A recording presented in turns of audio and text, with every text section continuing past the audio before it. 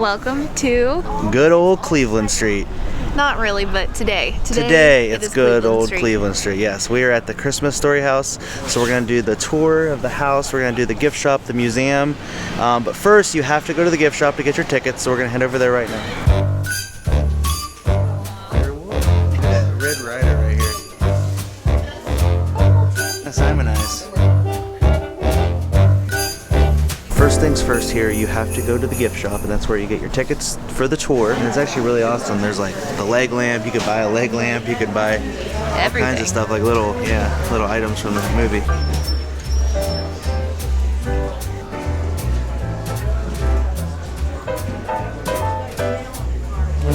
Two turtle doves. We got them at Duncan's Toy Chest. It's not Christmas Story related, but we definitely have to get those. Shop, yeah. It's one of our favorites. They also have a lot of like gifts from Christmas Story, but not just Christmas Story. They have Home Alone, Christmas Vacation. Yeah, all kinds of just like Christmas movies. So we are about to do the tour of the house right now. It's a major award. You're going to start off with the liquor cans. Brazioli, you must be Italian.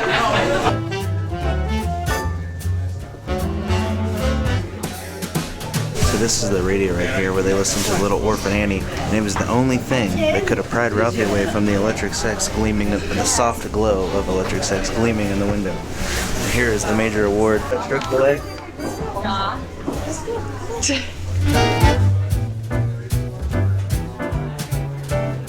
They even have all the little details, like the loaded up extension cords, like right here in the socket.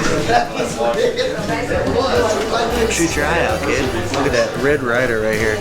They even have the can of Simon Eyes. Oh yeah! And then the bowling ball right there and Randy's fire.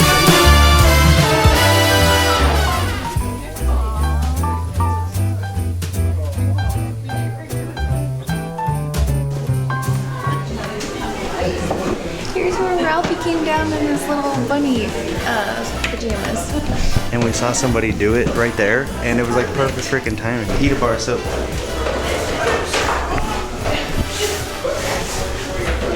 There you go. Wow, I got that here. This is so cool.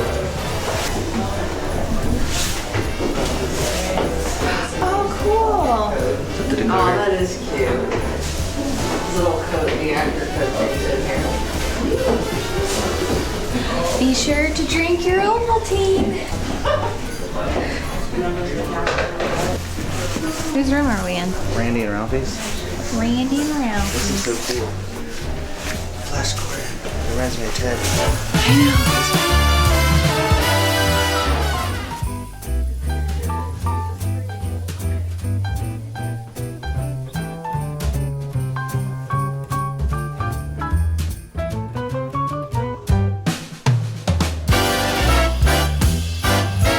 So Ralphie had a Flash Gordon poster in his room, and I read that he actually did a scene with Flash Gordon, but then they had to cut it out. So I wonder what that scene would have been like.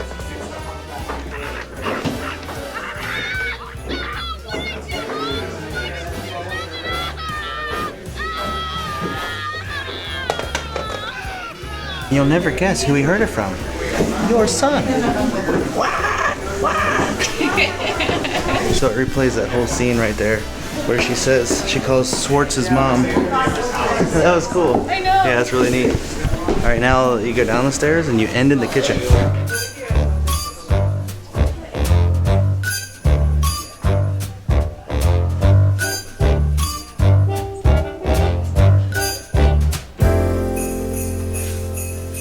Yeah, you act like you're fixing it. There's the turkey that the Bumpus Hounds destroyed. Oh wow, the furnace fighter, the most feared furnace fighter in the Midwest. Alright, now we're in the backyard where Ralphie actually shot his eye out. Can you believe that? Is that the sign right there where the bullet ricocheted and blasted his own eye out? I think you're right. Yeah. One thing that was kind of cool, his little decoder pen. So this was like shot in December of 1940, but the metal decoder pens, they stopped making those in 1941 because of the World War II metal shortage. So they started making them out of paper. So that was one of the like last few metal ones. Oh wow, you go walk in the shed. Another fact is when Flick, he gets his tongue stuck to the flagpole. I was trying to think, like, how did they do that? It looks so realistic, but I read that they had a suction tube that they suctioned his tongue, so it was actually like stuck. But yeah, that's how they made that scene. And here they have movie props. This is like the museum part of it. Right across the street. Right across the street. When they would have their costumes, the actors put it on and they'd want to take like the Polaroids. These are the Polaroids of their like costume check.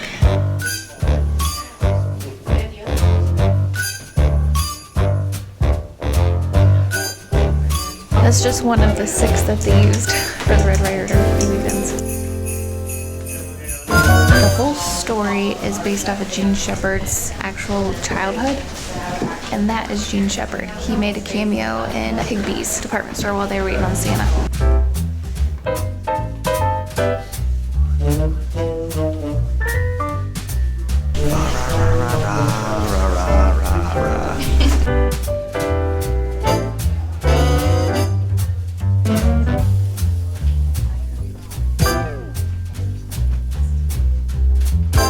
I don't know if that's the actual fire truck that was used when Flick got his tongue stuck to the flagpole, but it was like a replica of it, which is pretty cool. So they do offer free parking, however, it's a lot busier than I thought it was going to be. I thought it was like semi-dead, but no, it was like crazy Really busy, yeah. And we got here like at 10, 11. They open at 10, but yeah, at least at Christmas time anyways. And right next to the Christmas Story house is in fact the Bumpus house. The Bumpus Hounds. You know what? The Bumpus Hounds hate everyone but Ralphie's old man. The most feared furnace fighter in all the Midwest. But you actually can't go in this, but it is like an Airbnb or... Like you can stay the night. Yeah, it's like a... You can also stay the night in Ralphie's house. During off-season, probably? Like an hour before they close, Oh, you you can have to go, and then you can stay the whole time up until an hour they open. Which they open at 10 a.m. Yeah, cool. So I found out how this whole story came about. And it really makes it even better. I know. So Yeah. Bob Clark, he wrote this movie and directed it. He was on his way he was driving to his girlfriend's house, and he was listening to the radio, and he heard Gene Shepherd tell his like childhood story. He was so like involved and like so invested into this story that he kept driving around town and was an hour late to pick up his girlfriend. But he always knew after hearing this that I want to make a movie about this. So he didn't. He like tried and tried and tried. Bob Clark, he directed Porky's, and that's kind of how he got his clout to pitch this story of A Christmas Story. MGM sold off a whole bunch of movies to Warner Brothers, and TNT Network, they picked it up to do like just a stunt of like a 24-hour run of movies, and they picked A Christmas Story.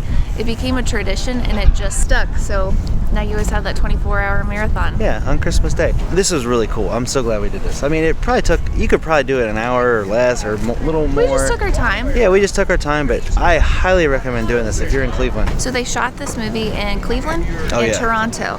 And one of the reasons why they picked Cleveland was because Higbee's, which was an actual department store at its time, was the only department store that allowed them to film the movie inside. So then they scouted this house. Yeah. And if you remember when Ralphie was walking to get in line to see Santa, there was a kind of a angry old man. He's like, back of the line, kid. That guy was Gene Shepherd. Gene Shepherd, yes. But yeah, we're gonna go try to find Higbee's right now because apparently the building still stands in downtown Cleveland. It's not Obviously, open anymore. Yeah, it's not Higbee's anymore, but we're gonna check that out. Oh, one thing, you can rent the bunny suit for $10 an hour. Or you could buy one in the gift shop. But yeah, you could rent the bunny suit for one hour. But yeah, no, I really hope you like this video. If you do, make sure you hit that like and hit that subscribe. And this was fun. And if you love Christmas, say ho, ho, ho. That is Higbee's department store. Unfortunately, it's Jack Casino now, but yes. Why unfortunate? I've only lost a couple $100 there multiple times. Yeah, that was the Higbee's. Aww. That scene in the movie was actually downtown Cleveland, right here by the Soldiers and Sailors Monument, which is right in downtown Cleveland. Yeah. Wow, this is really cool. I heard, I don't know if they do this every year, but at least one year they took one of the window displays and they did it like an exact replica of the movie, which I think would be pretty cool. But I don't know if they do that every year, and I'm not sure where that's at. Since we're in Cleveland, we are going to go to 27 Club Coffee, which is what? One of Cleveland's hometown boys of MGK. He's an Eastside Cleveland Wild boy. But yeah, we're gonna check this out right now. This is something I've always wanted to do. It opened in 2020, I think. Yeah. I think Megan Fox is in here too right now. Pretty sure. Yeah, I'll tell her I love Transformers. So we're in the 27 Club and we got pink lattes. Yeah, pink sugar-free vanilla latte. I'm gonna do a little swirlaroo. So you get the pink in there. Oh, it's...